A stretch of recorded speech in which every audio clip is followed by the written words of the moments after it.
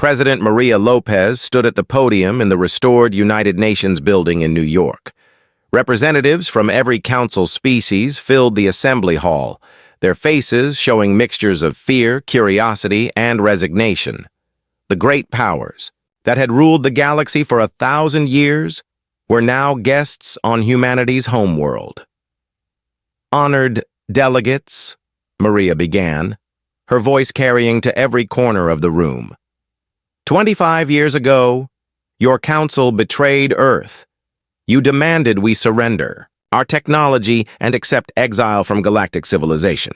Today, we gather to establish new rules for how species will interact in this galaxy. Supreme Chancellor Vorthek sat in the front row, looking much older than he had during their confrontation weeks earlier. The defeat of the Council's greatest fleet had broken something inside the alien leader. He understood now that humanity operated on a level his people could never reach. "The human terms are simple," Maria continued. "First, all species will be treated with equal respect regardless of their technological development. Second, any species that oppresses others will face temporal consequences. Third, the galaxy will be governed by cooperation, not domination." The back of the assembly hall, Dr. Paul Green monitored the quantum field generators that kept the entire building stable across multiple dimensions. His research team had spent months preparing for this moment, ensuring that every delegate could witness humanity's new capabilities firsthand. "Some of you are wondering what temporal consequences means," Maria said with a slight smile. "Allow me to demonstrate." Paul activated one of his devices. Suddenly, the council delegate from Vorthak began aging rapidly.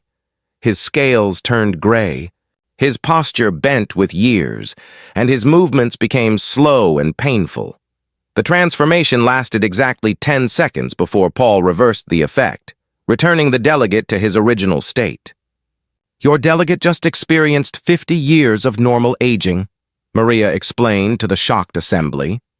"We can make this permanent, or we can apply it to entire worlds. Species that choose to oppress others will watch their civilizations age, centuries in moments until they learn better." The Vorthak delegate touched his face nervously, still feeling the memory of sudden old age. Around the hall, other representatives whispered anxiously among themselves. They had seen the reports from the space battle, but experiencing human technology firsthand was far more terrifying. Dr. Paul Green's team had developed dozens of similar technologies during the exile years. They could slow down time for entire planets, making aggressive species experience their actions in slow motion while the rest of the galaxy moved at normal speed. They could accelerate evolution on worlds that refused to advance socially, forcing species to adapt or face extinction. "We also offer gifts to those who choose cooperation," Maria said, her tone becoming warmer. "Dr. Green's research has produced medical technologies that can extend lifespans, enhance intelligence, and cure diseases that have plagued your species for millennia." To demonstrate, Paul activated a healing field around a Zentaran delegate who had been injured in a recent mining accident. The alien's broken arm bones knitted together in seconds. Damaged tissue regenerated completely. Scars from old injuries faded away as if they had never existed. "This is impossible," whispered the Zentaran delegate, flexing his perfectly healed arm. "Our best medical technology takes weeks to heal such injuries." "Impossible is a word we stopped using long ago," Maria replied. "Humanity has learned to work with the fundamental forces that control reality itself. Time, space, matter, and energy are tools we can manipulate as easily as you might use a simple machine." The assembly hall fell silent as delegates absorbed the implications. The species that they had dismissed as primitive barbarians could now control the basic building blocks of existence. The balance of galactic power hadn't just shifted. It had been completely rewritten. Ambassador Zethrix, the same alien who had delivered the original ultimatum to Earth, stood up slowly. His time as a prisoner had taught him respect for human capabilities. "President Lopez, What happened to the council fleets that were destroyed in battle? Are those crews dead? Maria nodded to Paul, who activated another device. Suddenly, several familiar figures materialized in the center of the assembly hall. Admiral Kethrix and his senior officers appeared, looking confused but unharmed. The crews are alive and well, Maria explained. They exist in temporal storage, experiencing time so slowly that seconds feel like years to them. We can return them to normal time whenever their species demonstrate they have learned from this experience. Admiral Kethrix looked around the assembly hall with wonder and terror. How long have we been gone? He asked. 3 weeks in normal time, Paul answered. But for you, it has felt like several years. This is what happens to species that choose warfare over cooperation. They get plenty of time to think about their decisions. The demonstration had its intended effect. Delegates throughout the hall began discussing surrender terms and cooperation agreements. The old council system of domination through military force was clearly obsolete when facing enemies who could edit reality itself. Maria continued her address. Humanity doesn't want to rule the galaxy. We want to guide it towards something better.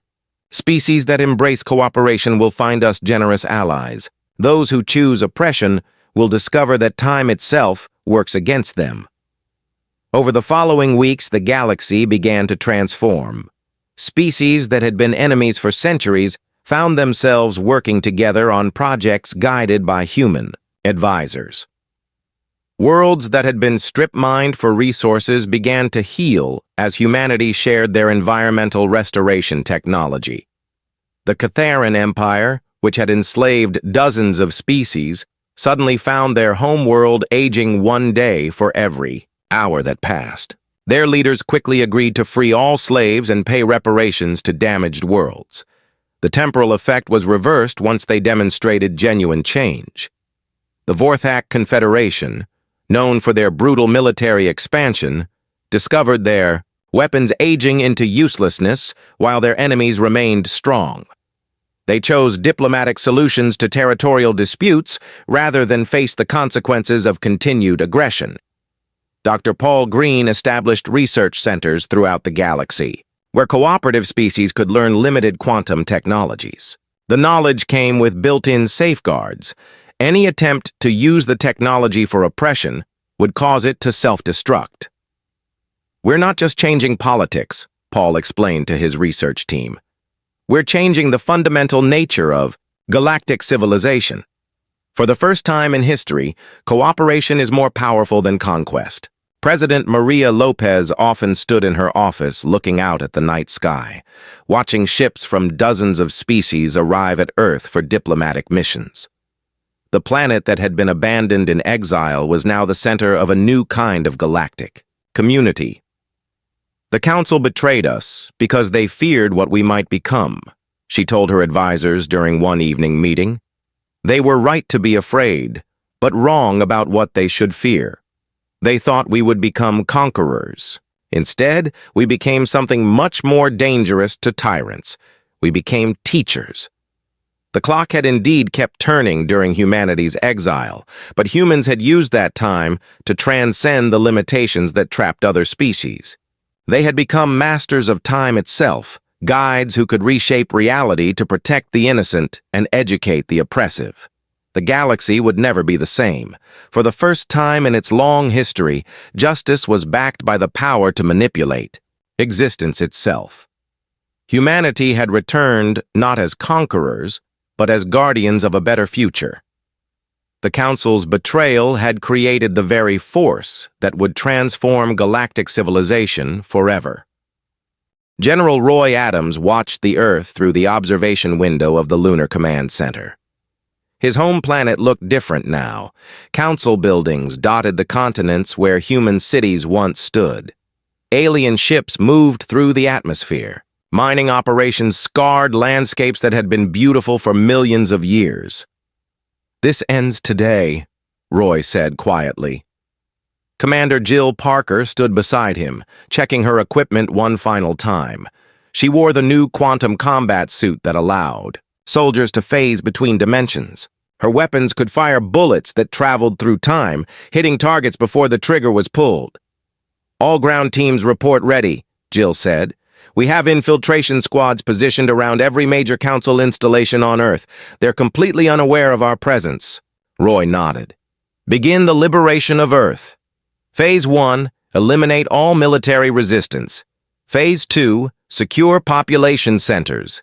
Phase 3, give the occupiers a choice. Leave peacefully or face the consequences." Down on Earth's surface, Council.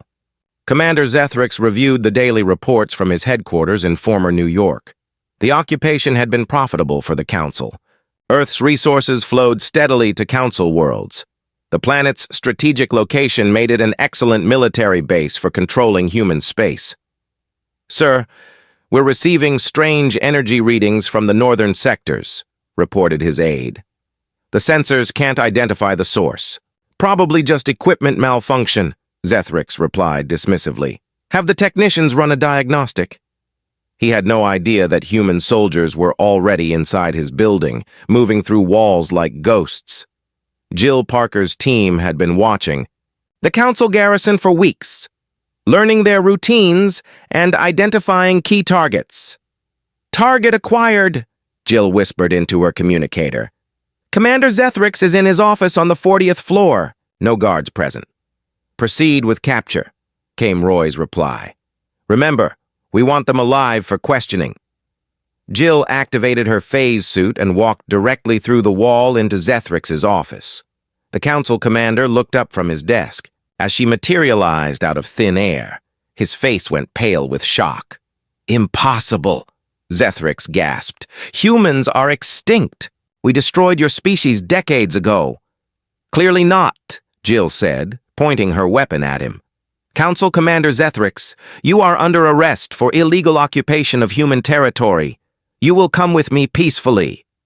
Zethrix reached for his alarm button, but Jill's weapon fired first. The quantum bullet hit his hand before he moved it, the projectile traveling backward through time to intercept his action. The Council officer stared at his numb fingers in disbelief. "How did you do that?" he asked in terror. "We've learned a few things during our time away," Jill replied. "Now, are you coming quietly, or do I need to demonstrate more of our capabilities?" Similar scenes played out across Earth as human forces secured key installations. Council soldiers found themselves facing enemies who could appear from nowhere, walk through walls, and strike with weapons that defied all logic. Most surrendered immediately when faced with such impossible opposition. In space above Earth, Admiral Henry Stone prepared for the real battle. Council intelligence had detected the attack on their garrison and was sending their largest fleet to retake the planet. What they didn't know was that Henry had been waiting for exactly this response. "Admiral, long-range sensors detect the Council relief fleet," reported his tactical officer. 700 ships approaching from multiple vectors. They'll be here in 6 hours," Henry smiled. "Only 700? I was expecting more. Set course for interception point Delta. We'll meet them in the void between galaxies where there are no witnesses." The Council fleet was indeed massive, the largest military force ever assembled in their 1,000-year history. Admiral Kethrix commanded from the flagship Dominator, confident that overwhelming numbers would crush the human resistance once and for all. "All ships report ready for combat," Kethrix announced to his fleet. "Today we end the human threat permanently. No survivors, no mercy. These primitives will learn the price of challenging Council authority." What the Council didn't understand was that they were flying into a trap designed by minds that could think in multiple dimensions. Henry Stone's fleet wasn't hiding in normal space. They existed in quantum states that allowed them to be everywhere and nowhere simultaneously. "Contact in 30 seconds, reported Henry's sensor operator. "Council fleet maintaining aggressive formation. They have no idea we're here." Henry waited until the perfect moment. "All ships initiate reality anchor protocol. Lock the Council fleet into normal space-time. They don't get to run from this fight." Suddenly, the Council fleet found themselves trapped. Their faster-than-light drives shut down. Their quantum communicators stopped working. They were locked into ordinary physics, while their enemies operated by completely different rules. "What's happening?" Kethrix demanded as his ship's systems failed. "Why can't we engage emergency jump protocols?" His answer came as human ships materialized around the Council fleet. But these weren't normal vessels. They existed in multiple timelines simultaneously, creating dozens of copies of each ship. The Council found themselves outnumbered 50-1 by enemies that shouldn't be able to exist. Henry Stone opened a communication channel to the Council fleet. "Admiral Kethrix, this is Admiral Stone of the Human Liberation Fleet. You are surrounded by forces you cannot comprehend using technology beyond your understanding. I offer you one chance to surrender." "Never!" Kethrix replied angrily. "All ships, open fire! Destroy the human fleet!" The Council ships opened fire with everything they had. Energy beams, missile volleys, and kinetic projectiles filled the space around the human vessels. But their weapons passed harmlessly through targets that existed partially outside normal reality. Henry's response was swift and devastating. Human ships fired temporal torpedoes that aged Council vessels centuries in seconds. Reality warpers deleted enemy ships from existence, not destroying them but editing them out of the universe's equation. Quantum mines trapped Council vessels in time loops, forcing them to relive the same moment of destruction endlessly. The battle lasted exactly 17 minutes. When it ended, the Great Council Armada simply wasn't there anymore. Some ships had been aged into scrap metal. Others had been erased from reality entirely. A few existed in temporal prisons, where time moved so slowly that their crews would experience centuries, while seconds passed in normal space. Admiral Kethrix found himself alone on the bridge of his flagship, the only vessel left intact. His entire fleet had been eliminated without the humans taking a single casualty. The demonstration of power was so overwhelming that his mind struggled to accept what he had witnessed. "This is impossible," he whispered. "No species can manipulate reality itself." Henry Stone's voice came over the communication system. "You underestimated us, Admiral. The Council made the mistake of giving us time to grow. Now you'll return. To your leaders with a message. Humanity has returned, and we're done being afraid." Down on Earth, the liberation was complete. Council forces had either surrendered or fled the planet. General Roy Adams stood in the restored White House, watching as human flags were raised over their homeworld for the first time in 25 years. "Commander Parker reports all objectives secured," his aide announced. "Earth is free." Roy smiled, but he knew this was just the beginning. The Council would not accept defeat easily. They would try diplomacy, then threats, then desperate measures. But humanity was ready for whatever came next. The clock had kept turning during their exile, and humans had used that time wisely. They had become something the galaxy had never seen before, a species that could rewrite the rules of existence itself.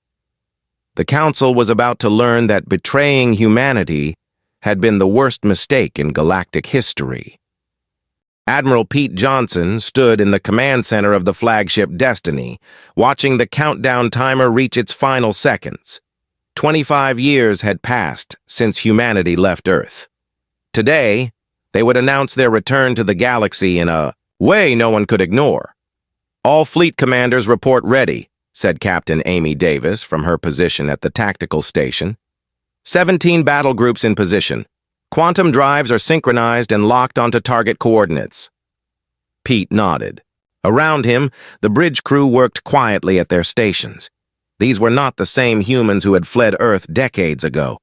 They had been born in exile, raised with knowledge of quantum reality, trained from childhood to manipulate space and time itself. "Dr. Miller, are the temporal shields stable?" Pete asked. Dr. Chris Miller looked up from his quantum computer.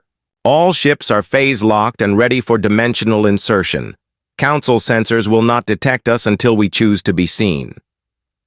The plan was elegant in its simplicity. Human fleets would appear simultaneously above 12 major Council worlds. They would demonstrate their new capabilities without causing unnecessary destruction. The message would be clear. Humanity had returned, and they were no longer asking for permission to exist. "Begin Operation Homecoming," Pete ordered. Reality twisted around the human fleet. Ships that had been hidden in quantum dimensions suddenly existed in normal space above the Council capital world of Zentara Prime. The massive vessels appeared without warning, their hulls shimmering with energy that bent light around them. On the surface of Zentara Prime, Council sensors went crazy. Alarms blared throughout the orbital defense stations. Admiral Kethrix, the military commander of the homeworld, stared at his displays in disbelief. "Where did they come from?" Kethrix demanded. "How did an entire fleet bypass our detection grid?" "Unknown, sir," his aide replied nervously. "The ships appear to be human in design, but that's impossible. Humans were exiled 25 years ago. Get me a communication channel to the lead vessel," Kethrix ordered. Captain Amy Davis opened the channel from her station aboard the Destiny. "This is Admiral Johnson of the Human Colonial Fleet. Council vessels, you will stand down immediately. This is Admiral Kethrix of the Zentara Defense Force. Your fleet is trespassing in Council space. Identify yourselves and explain how you passed through our security perimeter." Pete smiled. "We are humanity, Admiral. We have returned to reclaim our place in this galaxy. As for your security perimeter, we have been watching you for 25 years. Your technology cannot detect us when we choose to remain hidden." On 11 other Council worlds, similar conversations were taking place. Human fleets had appeared over every major population center in Council space. The impossible had happened. A species the Council thought extinct had returned with technology beyond their understanding. On the Council world of Vorthak, General Roy Adams materialized his fleet directly above the planet's largest military base. The human ships were unlike anything the Defenders had ever seen. They seemed to exist in multiple locations at once, their outlines shifting and blurring as they moved between dimensions. "Council Defense Force, this is General Adams," Roy broadcast. "You have exactly 1 hour to evacuate all military installations on this planet. After that time, we will begin dismantling your weapons systems." The Vorthak commander tried to organize a response. His ships moved to intercept the human vessels, but their weapons passed harmlessly through targets that weren't completely in normal space. Meanwhile, human return fire was devastatingly accurate, disabling Council ships without destroying them. On Zentara Prime, Admiral Kethrix was growing desperate. "How are you doing this? Our weapons can't lock onto your ships. Our sensors can barely detect you. What kind of technology are you using?" Pete Johnson decided to demonstrate. "Dr. Miller, show them what we've learned." Chris Miller activated one of their new weapons. A pulse of quantum energy surrounded a Council battleship, and suddenly the massive vessel began aging rapidly. Paint peeled off its hull, metal corroded and weakened. Systems failed as decades of wear happened in seconds. "Stop!" Admiral Kethrix shouted. "What are you doing to my ship?" "We are accelerating its timeline," Pete explained calmly. "Your vessel is experiencing 50 years of normal aging in just a few minutes. We can reverse the effect if you cooperate, or we can let time continue until your ship crumbles to dust." The demonstration had its intended effect. Across Council space, military commanders were reporting the same impossible attacks. Human ships that could phase through solid matter, weapons that aged targets centuries in moments, energy shields that existed in multiple dimensions simultaneously. Captain Amy Davis monitored communications from all 12 target worlds. The Council's response was predictably chaotic. Some commanders wanted to fight despite the hopeless odds. Others called for immediate surrender. Most were simply paralyzed by technologies they couldn't understand. "Admiral, we're receiving a priority communication from the High Council chamber," Amy reported. Pete opened the channel. The familiar face of Supreme Chancellor Vorthak appeared. On the screen, the elderly alien leader looked shaken and confused. "Admiral Johnson, I am Supreme Chancellor Vorthek of the Galactic Council. I demand an explanation for this unprovoked attack on Council worlds. Unprovoked? Pete laughed. Chancellor, your people betrayed us. You demanded we surrender our technology and accept exile. You occupied our homeworld the moment we left. Did you think we would simply disappear? The Council believed humanity had been scattered and destroyed, Vorthek said defensively. We had no contact with your species for 25 years.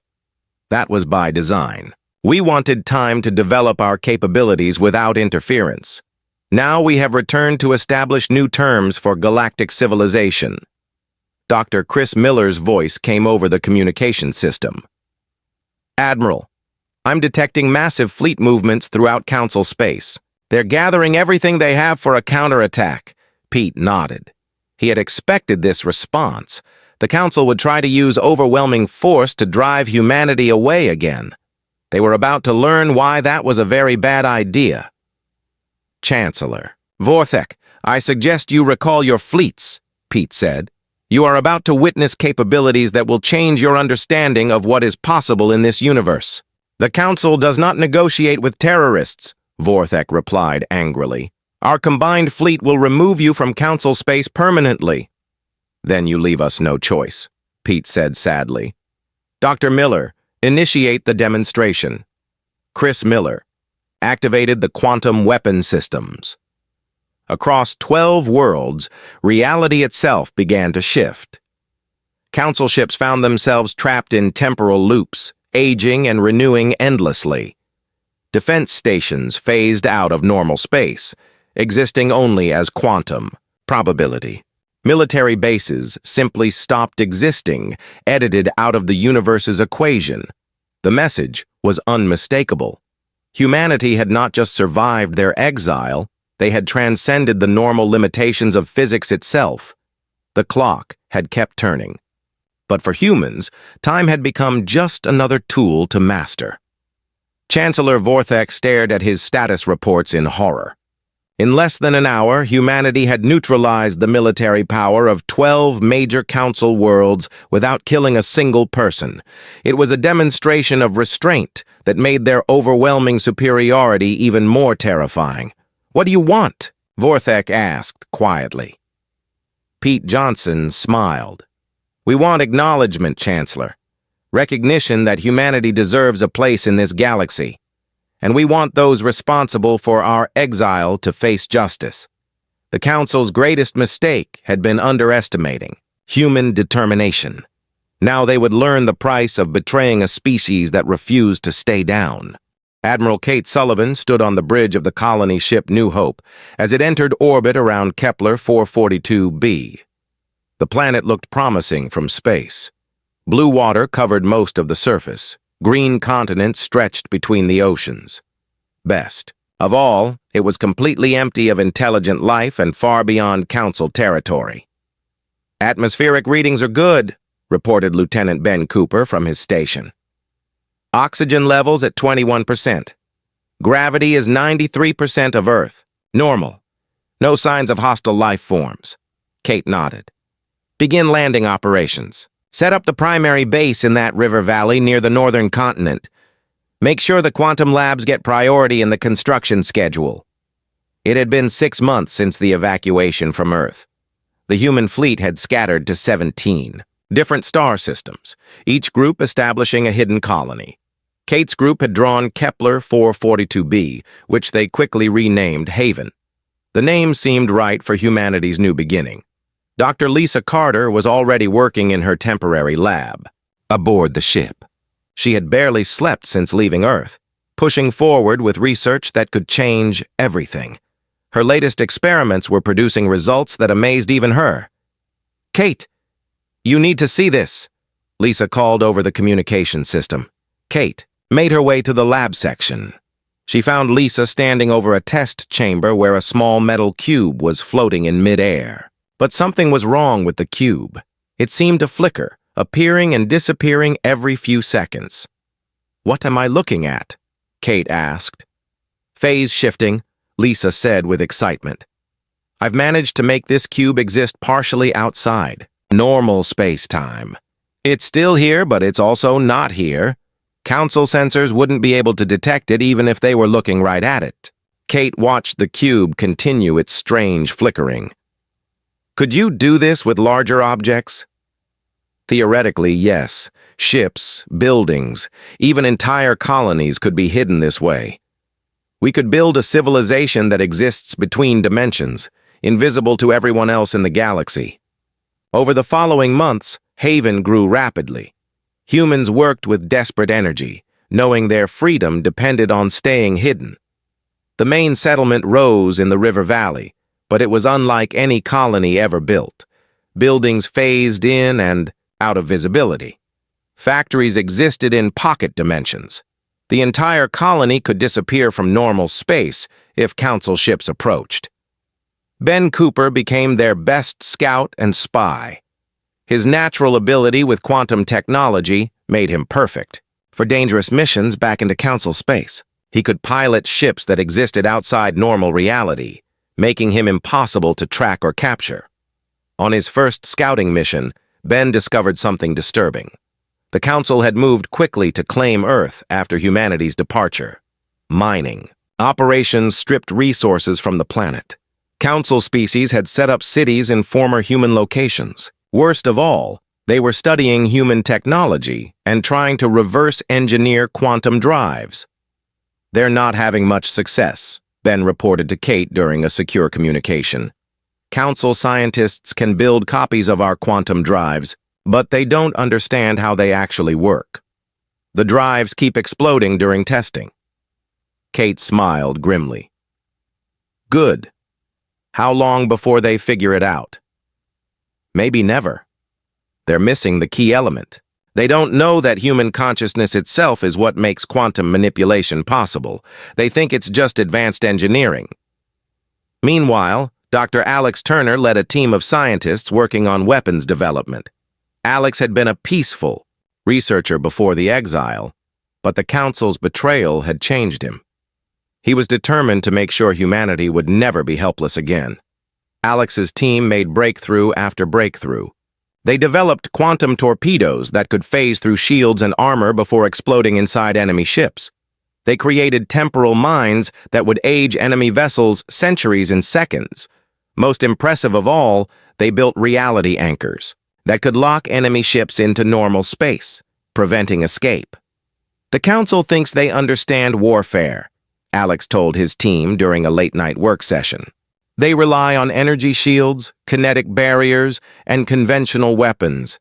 They have no defense against attacks that come from outside normal reality.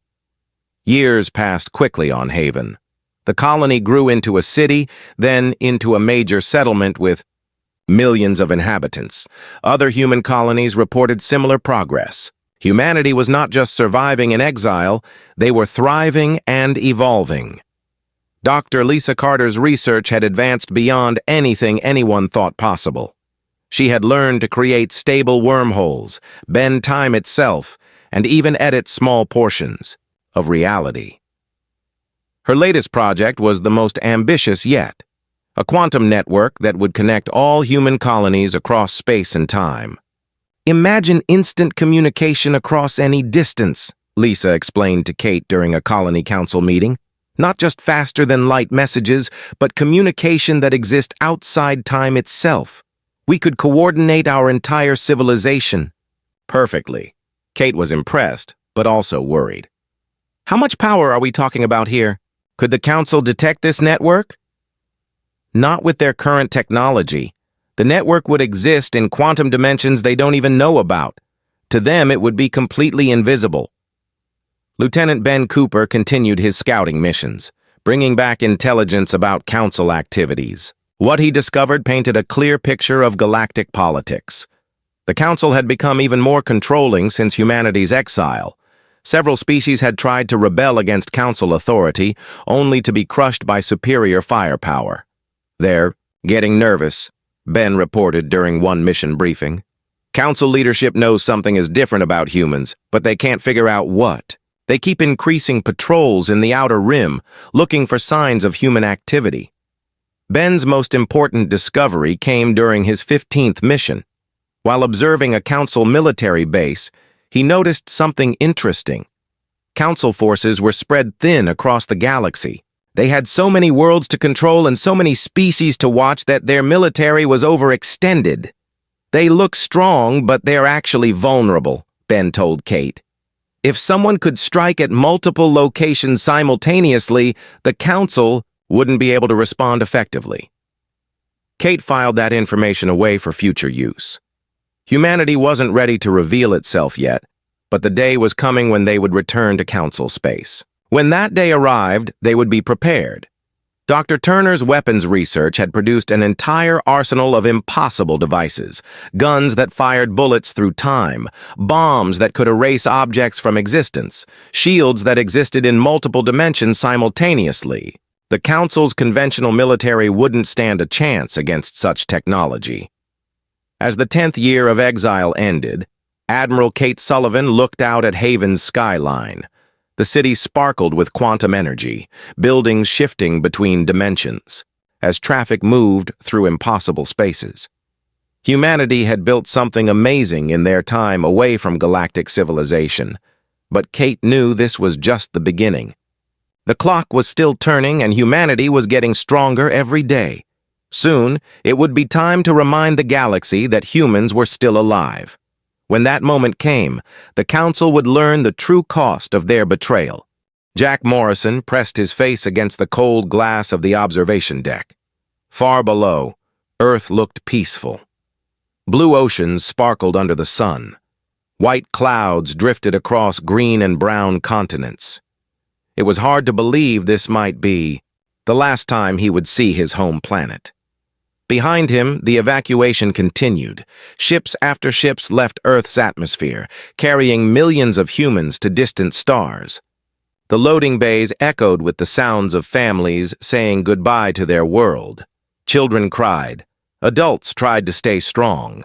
Everyone knew they might never return. The Galactic Council had given humanity one choice: give up their quantum technology, or face complete isolation from all other species in the galaxy. The Council wanted the technology badly. They claimed it was too dangerous for a young species like humanity to possess. But Jack knew the real reason. The Council was afraid. Dr. Lisa Carter walked up beside him. Her lab coat was wrinkled from 3 days of non-stop work. Dark circles ringed her eyes. She had been working around the clock to secure her research before the evacuation. "The last of my equipment is loaded," she said quietly.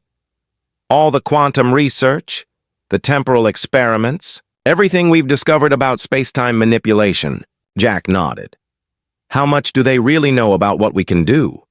Lisa looked out at the stars. "Not enough. They think our quantum drives are just faster engines. They have no idea we've learned to bend reality itself." The discovery had happened by accident. Human scientists were trying to build better space drives when they found something incredible. Humans could manipulate the basic forces that held the universe together, not just gravity or electromagnetism, but time and space themselves. Other species had tried for thousands of years to do what humans learned in just decades. Captain Ryan Blake's voice came over the communications system. "Attention all personnel. This is the final boarding call for Transport Group 7. All remaining civilians report to Bay 12 immediately." Jack watched another massive ship rise from the surface. The vessel was packed with humans leaving everything they had ever known. Some were scientists and engineers, others were farmers and teachers. All of them were exiles now. "Do you think we're making the right choice?" Lisa asked. Jack thought about the Council's ultimatum. Ambassador Zethrix had delivered it with cold efficiency. Surrender the quantum technology and accept Council oversight of all human research. Allow Council scientists to study human abilities. Submit to becoming a protected species under Council law. The alternative was exile, complete cutoff from galactic civilization, no trade, no communication, no contact with the thousands of species that made up the Council. Humanity would be alone in the universe. The council made their choice when they threatened us, Jack said. They could have asked for partnership. They could have offered fair exchange. Instead, they demanded we give up the one thing that makes us special. The truth was even worse than the ultimatum suggested. Council intelligence reports, leaked by sympathetic species, revealed the real plan. Once they had human quantum technology, the Council intended to relocate all humans to reservation worlds. They would be studied like animals in a zoo. Their abilities would be harvested for Council use. Lisa pulled out a small device from her pocket. It looked like a simple tablet, but Jack knew better. This was one of Lisa's quantum computers. It could process information by accessing multiple timelines at once. The Council had no technology even close to this level. I've been running calculations, Lisa said. If we're patient, if we build carefully in exile, we could develop capabilities the Council can't imagine. Jack had seen some of Lisa's experiments. Humans who could phase in and out of normal space. Objects that existed in multiple places at the same time. Energy weapons that could rewrite the laws of physics in small areas. The technology was still crude, but the potential was limitless. Another ship launched from the surface. This one carried Ryan Blake and the last group of evacuees. The captain had volunteered to stay until the very end, making sure every human who wanted to leave had a chance to escape. Morrison to all stations, Jack spoke into his communicator. Begin final departure sequence. All ships prepare for quantum. Jump to rally point Alpha. The response came back immediately. Roger, Morrison, all vessels report ready for departure. Jack took one last look at Earth. The planet that had given birth to humanity would soon be empty of human life. The Council believed they had won. They thought fear and threats had driven humanity into permanent exile. They were wrong. The evacuation fleet began to move. Hundreds of ships powered up their quantum drives. The technology that the Council demanded would now carry humanity beyond their reach. But these weren't just escape vessels. They were the foundation of something new. Lisa activated her tablet. Data flowed across the screen faster than normal computers could process. The calculations are complete, she said. We have 17 potential colony sites beyond Council space. All of them have the rare elements we need for advanced quantum research. Jack smiled for the first time in days. How long do you think it will take? To build a civilization that can challenge the Council? Maybe 20 years. Maybe 30. But Jack, we won't just be challenging them. If my theories are correct, we'll be operating on a level they can't even understand. The first ships began to disappear. Their quantum drives folded space around them, carrying them instantly across vast distances. To outside observers, the ships simply vanished. The Council's sensors couldn't track quantum jumps. As far as they knew, the human fleet had dissolved into nothing. Captain Blake's voice came over the channel one final time. This is Blake aboard the last transport. All civilians are clear. Earth evacuation is complete. Jack activated his own ship's quantum drive. Energy built up around the vessel, reality starting to bend and twist. Through the observation window, Earth began to look strange as space-time curved around them. Goodbye, Earth, Lisa whispered. The jump engaged. In an instant, they were gone. Behind them, Earth spun alone in space. The Council ships that had been waiting just outside the solar system moved in immediately. They began setting up monitoring stations and mining operations. The planet was theirs now, or so they believed. But in the deep space between galaxies, something new was beginning. Humanity had left, but they had not surrendered. The clock was turning, and time would tell who had really won this exchange. The Council had betrayed Earth, thinking they could steal human technology and imprison human potential. They had no idea what humans could become when pushed beyond their limits. In their arrogance, they had created their own eventual downfall. The exile had begun, but it was not an ending. It was a beginning.